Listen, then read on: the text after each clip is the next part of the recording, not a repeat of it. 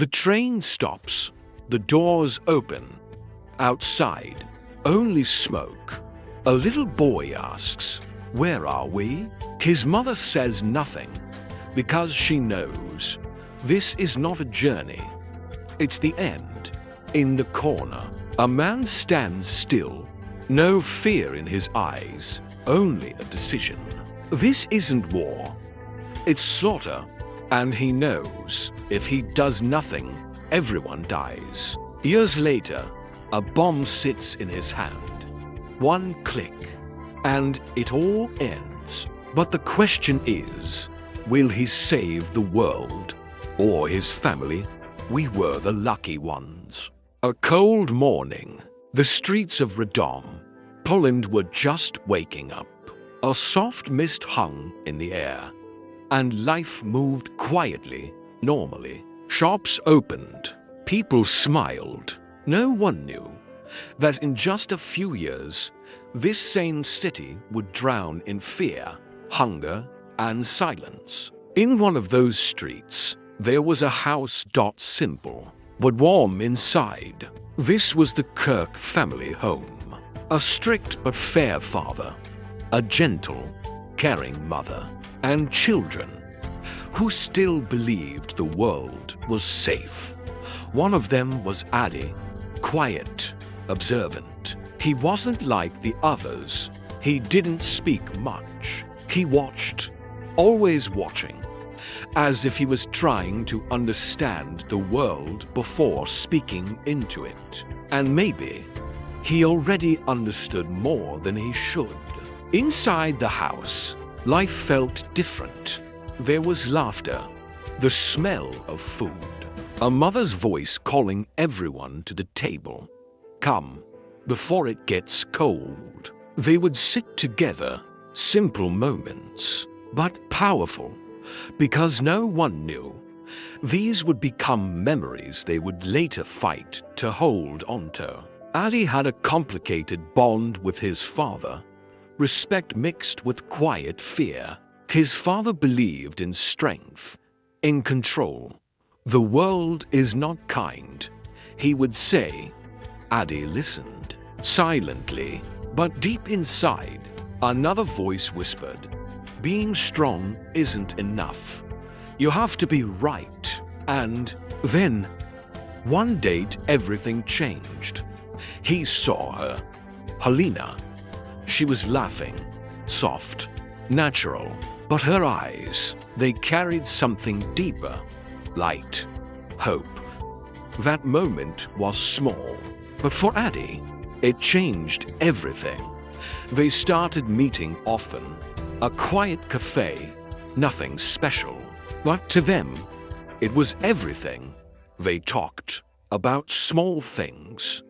Why are you always so quiet? Helena once asked. Adi smiled slightly. I listen more, she laughed, and I talk too much. Days passed, feelings grew. Adi was changing. He wasn't just observing life anymore. He was feeling it. One evening, rain falling, cold air. They stood under a small roof, close, silent, but it wasn't uncomfortable. It was peaceful. Helena whispered, "What if something happens?" Adi answered quickly, "Nothing will happen." But inside, for the first time, he felt fear. Whispers began spreading across the city. People spoke in low voices. News was coming. War was getting closer. But still, life continued. People made plans, talked about marriage, dreamed of the future. One day, everything changed. German soldiers entered the city. The shadow of Nazi Germany became real. The streets fell silent. Fear replaced normal life. And for the first time, Adi saw something he could never forget. Hate. Open. Cold. Unforgiving. That was the moment his two worlds collided. On one side, his country, his upbringing, his loyalty. On the other, his heart, his love, his humanity. Helena wasn't the same anymore. The light in her eyes was still there, but now fear lived behind it. One day, she held his hand tightly. "Don't leave me." Addie looked into her eyes. Never. Nights grew longer. News grew darker. People began disappearing. And each day, the world became harder to recognize. Addie was no longer just a young man in love. He was becoming something else, a man standing between two choices. One path was easy: stay silent, survive. The other path was dangerous: see the truth, stand against it, even if it costs everything. The story has just begun, and the next step will take him into the heart of war, where he won't just be a lover, but a man who dares to challenge history itself. War doesn't knock, it walks in and changes everything. Radom, Poland, was no longer the same. The streets were still there, but the sound of life was gone. No laughter, no warmth, only silence. A heavy, suffocating silence. People avoided eye contact, not just with others, but with themselves. Because what was happening was too painful to face. The occupation had begun. Soldiers on every street, orders on every wall, fear in every heart. Addie was no longer just watching. He was inside it now. Every day, every moment. One day he saw it. People lined up, crying, pushed, broken. And then, silence. Something inside him broke. This wasn't the world he knew. That night, he sat alone, door closed, and for the first time, he asked himself, "What am I doing?" Two paths stood in front of him: hide or become something more. And then he made a decision, one that would change everything. He joined the military, not because he believed in it, but because he needed to understand it. If I'm not inside it, I'll never know the truth. When Helena found out, she didn't react. Immediately, she just looked at him, silently. "You're leaving?" she asked. Addie nodded. "I'll come back." She held his hand tightly. "Promise me." He paused. This wasn't an easy promise, but he said it anyway. "I'll come back for you." The train station, crowds, goodbyes, and in the middle of it all, to people who didn't want to let go. Tears in her eyes, a decision in his. "Don't forget me," she whispered. Addie replied softly, "I could forget myself, but not you." The train moved, distance grew, and war truly began. Military camp, harsh training, shouting officers, exhausted bodies. Addie was changing, day by day. They taught him to suppress emotion, to follow orders, not to question. Your job is not to think, it's to obey. Addie stood still, silent, but inside, questions were alive. He couldn't sleep. He stared at the ceiling, thinking, is this right? On the battlefield, things are simple. You survive or you die. One day, he was sent to a village. The order was clear: clean it. It sounded simple, but reality was written in blood. He saw them, children, women, elderly, all standing in fear. A soldier beside him raised his gun. Addie's heart raced. They're not enemies, his mind screamed. But outside, he stayed silent. A shot was fired, and in that moment, something inside him died. He returned, but he wasn't the same. Helena's letters kept coming, each one filled with love, hope, life. I'm waiting for you. We'll meet again. Addy read every word, his hands trembling, because he knew the world he promised her no longer existed. His hands were no longer clean. One night, he looked at himself in the mirror for a long time. Who am I? He whispered.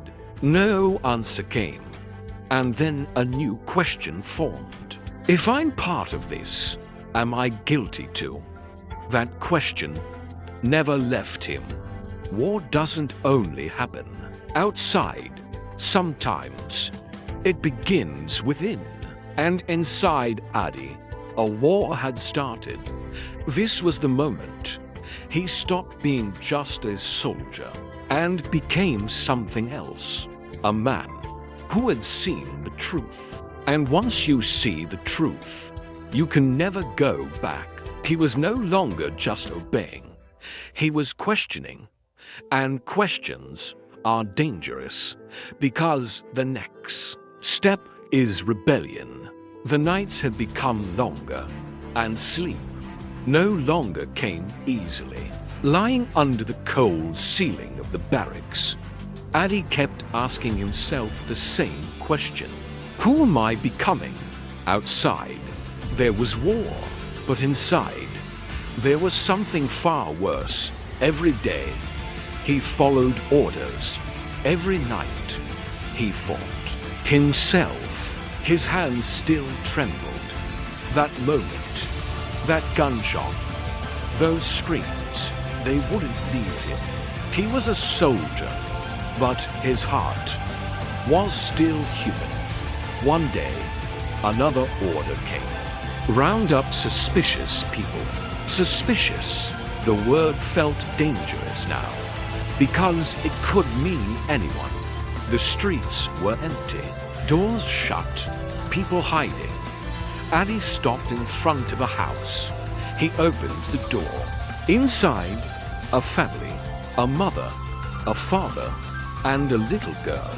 The girl looked at him the same way Helena once had, caught between fear and hope. Addy froze. We've done nothing, the father said. Addy knew he was telling the truth, but an order was still an order. The soldier beside him shouted, "Hurry up!" Addy held his weapon, but his heart refused. A few seconds passed, but it felt like time had stopped. Then, quietly, he said, "There's no one here." The other soldier looked at him, suspicious. "You're sure?" Addy nodded. "Yes." Moments later, they left. The door closed, and for the first time, Addy had saved someone. But with that came a new fear. What if someone found out? In the army, questioning was dangerous. Disobedience was death. That night, he was more afraid than ever, because now, he wasn't just a witness, he was part of something. But which side? Helena's letters still came, but they had changed.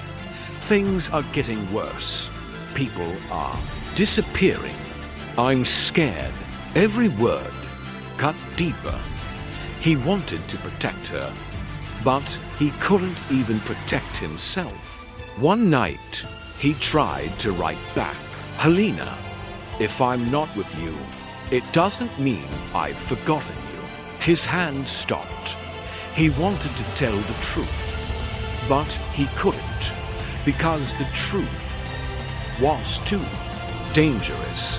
He left the letter unfinished. That same night, he made a decision. I can't keep doing this. It was the first step, the step toward refusal. But every refusal comes with consequences. The next day, an officer called him in. You've changed. Ali stayed silent. You ask questions. Silence. This is war. There is no room for feelings. For the first time, Ali looked him in the eyes. And what about humanity? The room fell silent. That question was dangerous. The officer stepped closer and said quietly, men who ask questions like that don't live long. Ali said nothing. But inside him, fear was turning into anger. He no longer just wanted to survive. He wanted to change something. But how? Then news came. Helena's area was no longer safe. Ali felt his chest tighten. He couldn't reach her. He couldn't help her. And that was his greatest weakness. Love and helplessness. But in that moment, something else was born. If I can't fight from outside, I'll fight from within. The thought was dangerous, but it was his only path. He was no longer just a soldier. He was becoming something else. A man who would stand inside the system and quietly go against it. But every step forward brought him closer to death, and the question still remained. Would he be able to save Helena, or would he become just another story, lost in war? This was the moment. His internal war became stronger than the one outside, and the next step would take him somewhere there was no return from. In the middle of war, the most dangerous thing is not a weapon. It's an idea. That idea had already taken root in Adi's mind. Small, but deadly. If the system is wrong, how do you stop it? The question wouldn't leave him. He was no longer just a soldier. He had seen too much, understood too much, and now he couldn't stay silent. One night, he was called in. A dark room, a few men, door closed. This wasn't a normal meeting. Every man in that room was silent, but their eyes said the same thing: a danger. One of them spoke quietly. We are not alone. For the first time, Adi realized he wasn't the only one. And then the words were spoken, the ones that changed everything. We want to end it. Silence, heavy, cold. Adi asked, "And what?" The answer came, him. Adolf Hitler. The room felt colder. This wasn't rebellion. This was suicide. Adi's heart began to race. This is madness, one man said. Or the only way, another replied. Adi said nothing, but in his mind, there was Helena. If they succeeded, maybe everything would change. If they failed, not just him, but her, would be in danger. This was not an easy choice. For days, he said nothing.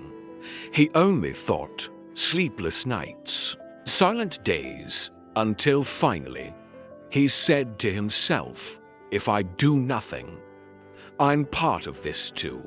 He made his decision. I'm in. This wasn't just a plan. It was a contract with death. Everything moved quickly now. Secret meetings, code words, every step filled with risk.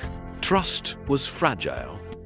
One mistake, and everything ends. The plan was simple, but execution almost impossible. A meeting, high-ranking officers, a briefcase placed near the table. Inside, a bomb set with a timer, a few minutes, and then an explosion that could change history. Addy was given a role. You have to be there. His heart dropped. This was no longer a plan. This was real. One night, he sat alone, Helena's letter in his hand. I'm waiting for you. He closed his eyes. What if I don't come back? Silence. Then slowly, he whispered, at least the world will change. The day arrived. A meeting room. Powerful men. Heavy air. The briefcase in Addy's hand. Every step felt heavier. Every breath, like it could be his last. He walked in, approached the table, placed the case down, his heart pounding. This is it. He quietly set the timer. He stepped back, walked out. The door closed. Now, only waiting remained. Seconds felt like minutes.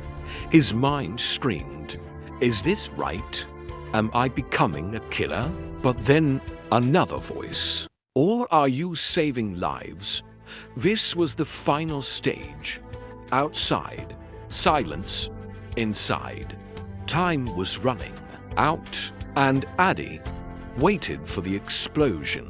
Silence, the kind of silence that suffocates. Addy stood outside the room, his heart pounding. Every second felt heavier. Now, his mind whispered, and then the explosion. The ground shook, windows shattered, screams filled the air. Addy closed his eyes. It's over. But it wasn't. Moments later, voices echoed. He's alive. Those words hit harder than bullets. Adolf Hitler had survived. Everything had failed. Addy felt the weight crush him. This wasn't just failure. It was disaster. Now, only one thing remained: retribution. And it came fast. Arrests began. Names were demanded. People disappeared. Addy knew his time would come. He couldn't run. He couldn't hide. Because in war, the truth always finds you. One night, the door burst open. Soldiers entered. You're coming with us. Addy didn't resist. He knew this moment was inevitable. They bound his hands. A dark vehicle. A long ride. And then a room.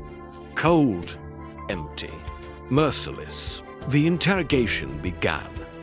Who are you working with? Silence. Who planned it? Silence. But Addy said nothing, because now he wasn't just protecting himself. He was protecting others. Days passed. His body weakened, but his will did not break. One day, they told him, you will be executed. He understood.